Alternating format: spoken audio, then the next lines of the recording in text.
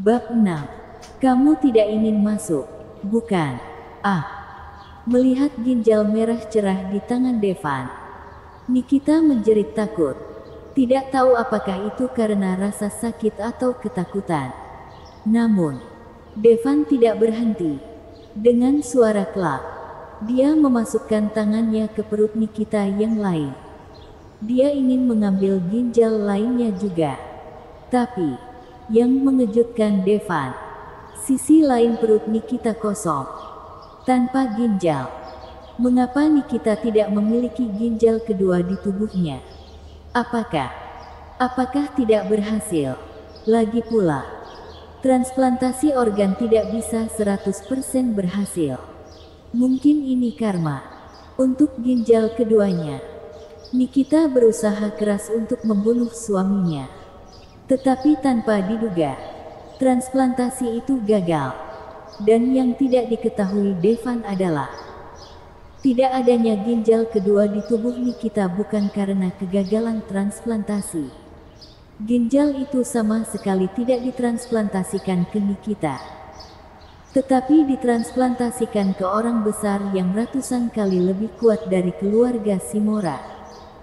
Dengan bantuan orang besar itu, keluarga Shimura bisa terbang ke langit.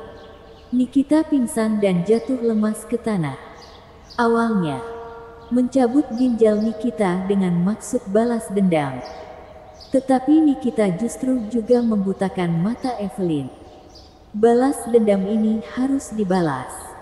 Devan menjentikkan tangannya. 2 jarum perak terbang, langsung menusuk mata Nikita. Semua orang saling memandang dengan cemas. Mereka pikir, bocah ini terlalu kejam, bukan? Melihat Nikita yang jatuh ke tanah seperti anjing mati, Devan juga tidak melanjutkan. Dengan kedua ginjal hilang, Nikita pasti akan mati. Tetapi jika dia dirawat tepat waktu, dia mungkin masih hidup untuk sementara waktu. Tetapi selama periode waktu ini, dia hanya akan mengalami keputusasaan dan rasa sakit. Lagi pula, golongan darahnya sangat istimewa. Sangat sulit menemukan pasangan yang cocok. Jika tidak, ginjal Devan tidak diperlukan. Kak Stansa, kita pergi. Devan menggandeng tangan Evelyn dan melangkah pergi. Dia adalah mantan suami Dewi Shimura. Bukankah dia terlalu kejam? Dewi Shimura berduka untuknya selama 3 tahun sebelum menikah. Tetapi dia langsung mengambil ginjal Dewi Shimura. Apakah yang dikatakan wanita bernama Evelyn itu benar? Para tamu langsung bergosip. Nikita. Daniel tidak menyadarinya sampai Devan pergi. Menjerit kesakitan. Dia tidak pernah menyangka bahwa acara bahagia akan berubah menjadi pemakaman.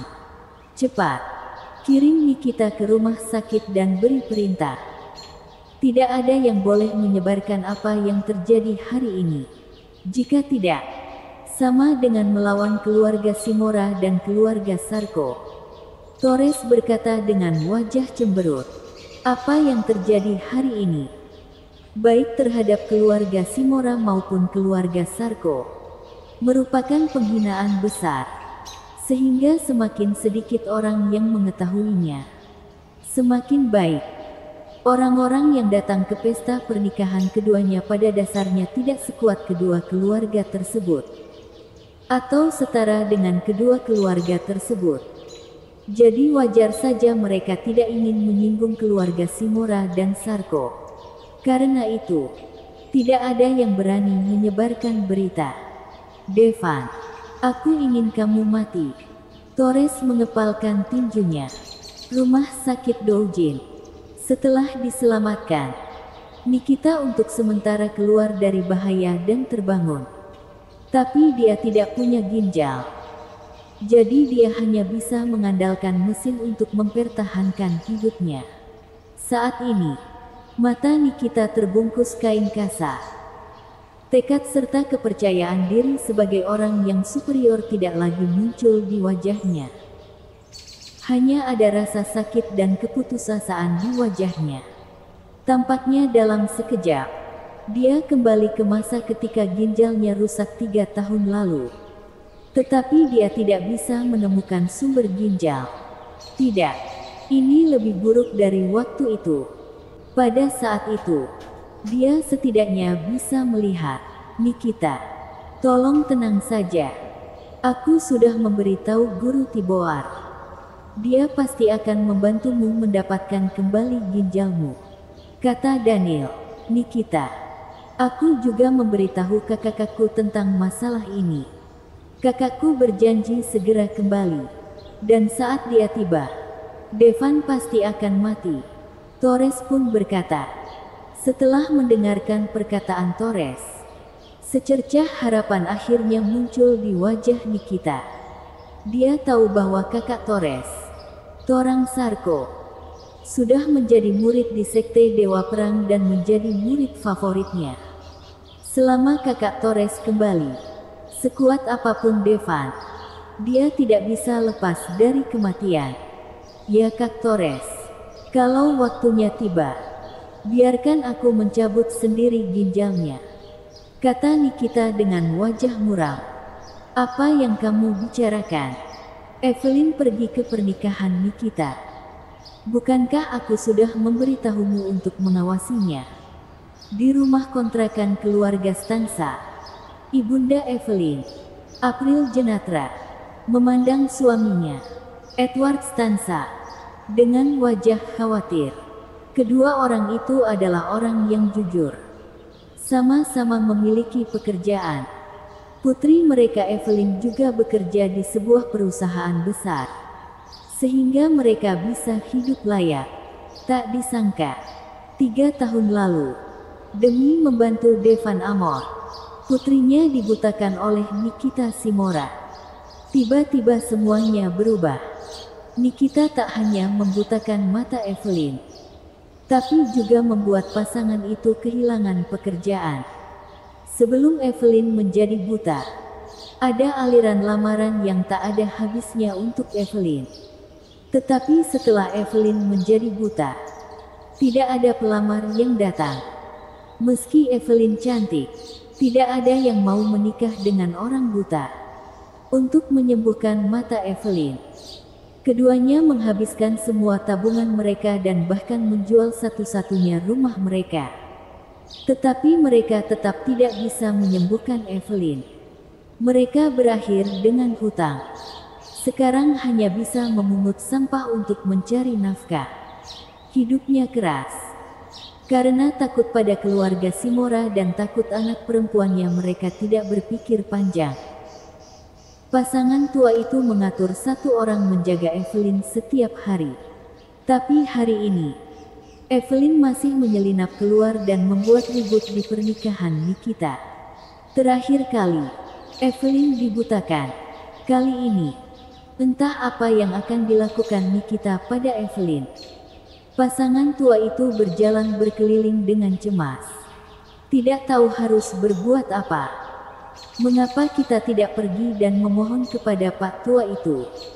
Dia adalah kakek Evelyn.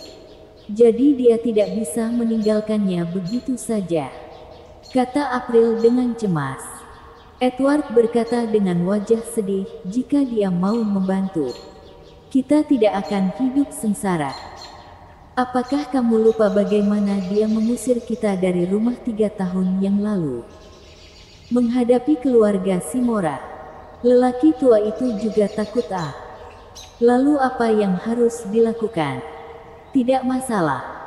Bahkan jika harus mempertaruhkan nyawa, harus menyelamatkan Evelyn, keduanya akan segera keluar. Pada saat ini, bel pintu berbunyi. Membuka pintu, Evelyn berdiri di depan pintu. Dan di samping Evelyn, ada seorang pria berdiri. Evelyn, kamu baik-baik saja. Bagus sekali. April memeluk Evelyn dengan air mata berlinang. Ini. Edward melihat Devan. Tapi dia tidak mengenal Devan. Bertanya dengan cemberut. Aku Devan, mantan rekan kerja Kak Stansa, jawab Devan. Setelah mendengar kata-kata Devan, Pasangan tua itu gemetar. Meski mereka tidak mengenal Devan. Berkat dia Evelyn sampai ke titik ini. Kamu, bukankah kamu sudah mati? Paman Stansa, ceritanya panjang. Nanti aku ceritakan.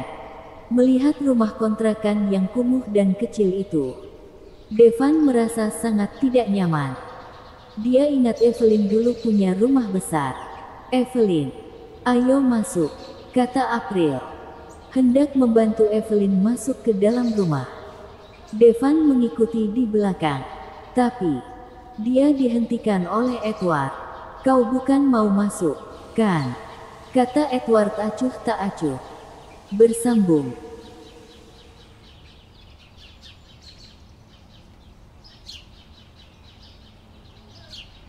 Bab 7. Kartu hitam tertinggi. Ayah, mau apa? Biarkan Devan masuk. Evelyn mengerutkan kening. Devan, apa menurutmu itu tidak cukup untuk menyakiti keluarga kita? Kata Edward sambil menatap Devan. Tenang saja, Paman. Setelah hari ini, aku akan menjadikan Kak Stansa wanita paling bahagia di dunia. Aku tidak akan membiarkan siapapun menindasnya. Kata Devan. Hehe. Kamu bisa membuat Evelyn bahagia. Bisakah kamu membalaskan dendam Evelyn? Atau membuat mata Evelyn lebih baik? Edward mencibir. Devan hanyalah menantu numpang. Demi menjadi menantu numpang, ia bahkan mendonorkan ginjalnya. Seperti yang semua ketahui bersama. Meskipun seorang pria bisa hidup tanpa ginjal, kemampuan ranjang pasti akan sangat berkurang. Meski Evelyn buta, Edward juga tidak ingin Evelyn menjadi wanita tanpa anak. Adapun balas dendam untuk Evelyn, itu bahkan lebih mustahil. Kini Nikita, jika mau menumpas Devan dan keluarga Stansa sampai mati semudah menumpas semut. 3 tahun lalu, keluarga Simora menakuti lelaki tua itu. Jadi dia langsung mengusir keluarga Edward dari rumah.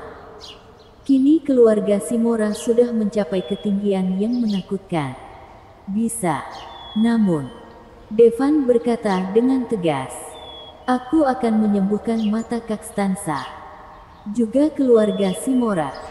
Selama kamu memerintahku, aku bisa membuat keluarga Simora seperti yang kamu inginkan. Hehe. Aku ingin keluarga Simora dihancurkan. Bisakah kamu melakukannya? Edward menggelengkan kepalanya mengejek. Matanya penuh kesedihan. Harus diketahui, meski keluarga Stansa dulu hanya keluarga kelas 3, mereka berhasil berkembang di Doujin dengan menjalankan perusahaan farmasi. Namun perubahan 3 tahun lalu membuat keluarga Edward yang beranggotakan 3 orang itu jatuh ke jurang. Di depan raksasa keluarga Simora, kakek Stansa langsung memilih menjauhkan diri darinya. Edward Stansa awalnya adalah seorang eksekutif perusahaan keluarga.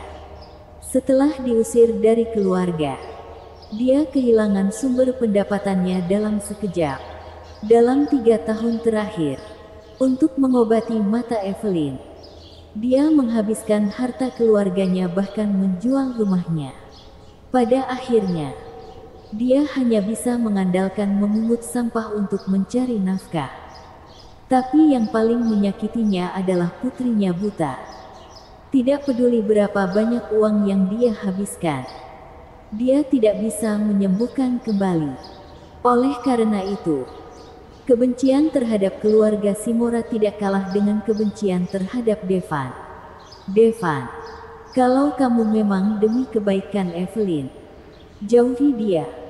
Sia-sia Evelyn mencintaimu, kata April sambil menangis. Ayah ibu, diam. Evelyn ingin mengatakan sesuatu, tapi dihentikan oleh Edward. Devan memandangi pasangan tua itu dengan ekspresi acuh tak acuh. Bahkan dengan kesal, dia tidak mengatakan apa-apa lagi. Dia tahu bahwa sekarang Tidak ada gunanya baginya untuk mengatakan apapun. Dia mengeluarkan kartu hitam yang diberikan guru kepadanya. Paman dan bibi, ini kartu bank tanpa kata sandi. Jika kalian butuh uang, bisa pakai. Melihat kartu bank yang Devan serahkan, mata keduanya akhirnya melembut. Oke, aku terima kartu bank. Kamu bisa pergi. Edward mengambil kartu bank dengan santai. Dia tidak mengira ada banyak uang di kartu bank yang diberikan Devan kepadanya. Tetapi mereka sedang berjuang untuk bertahan hidup sekarang. Bahkan beberapa juta bisa sangat membantu mereka. Devan, Kak Stansa, tunggu aku. Aku akan segera kembali menjemputmu, ucap Devan pada Evelyn.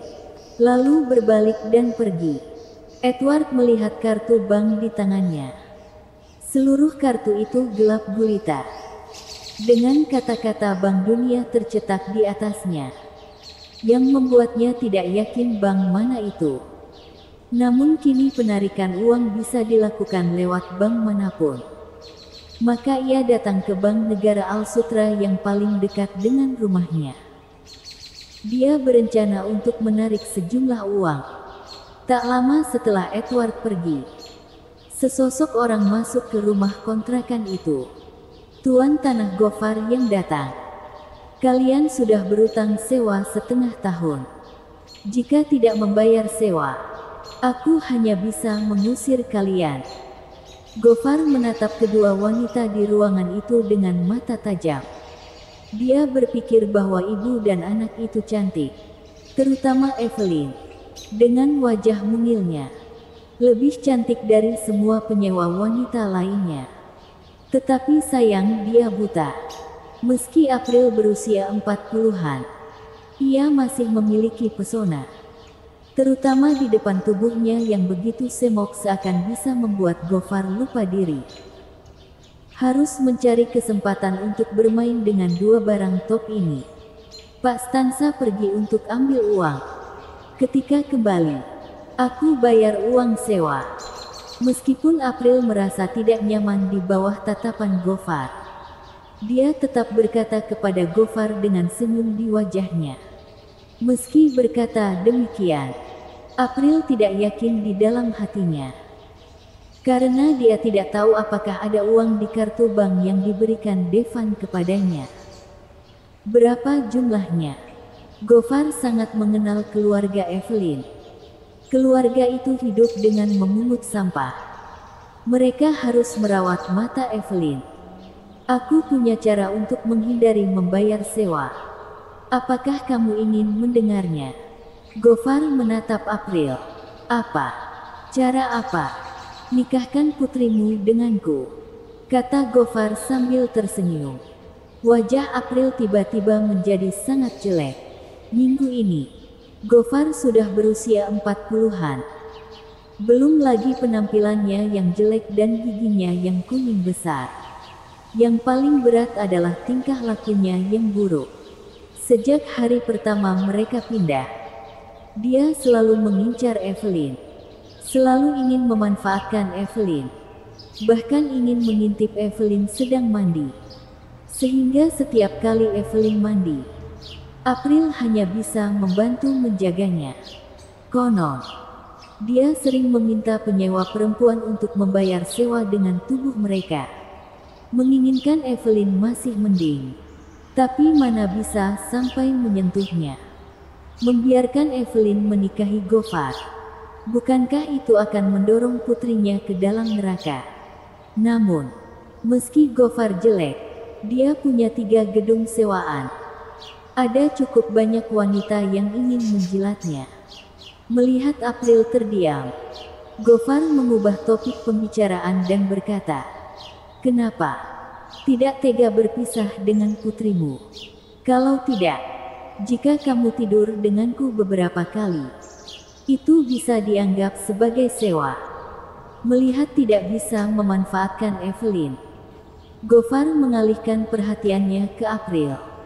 Kata-kata Gofar membuat April gemetar. Meski keluarganya hidup dalam kemiskinan selama 3 tahun terakhir, mereka tidak pernah dihina seperti ini. Tapi dia tidak berani menjawab, takut akan diusir. Sekarang dia hanya berharap kartu bank yang diberikan Devan memiliki uang. Bank Negara Al-Sutra. Di bawah 40 juta. Pergi ke ATM untuk mengambilnya. Teller bank melirik Edward dan berkata dengan tidak sabar. Saat itu, Edward sedang memegang karung di tangannya yang berisi botol yang diambilnya dalam perjalanan ke sini. Melihat penampilan Edward, jangankan mengambil 40 juta. Diperkirakan mengambil 4 juta saja sudah cukup. Bak, mesin ATM di luar sepertinya rusak. Bisakah kamu bantu ambil? Edward menyerahkan kartu bank hitam di tangannya. Awalnya teller sangat tidak sabar. Namun saat melihat kartu bank yang diserahkan oleh Edward, dia kaget. Tampaknya ini adalah kartu hitam tertinggi yang dikeluarkan oleh Bank Dunia. Hanya ada 10 buah di dunia. Tidak ada batasan pemakaian. Kamu bisa membelanjakan sesuka kamu. Tentu saja kamu juga bisa menarik uang. Namun, ada batasan berapa banyak uang yang bisa ditarik. Batasnya adalah 20 triliun. Bersambung.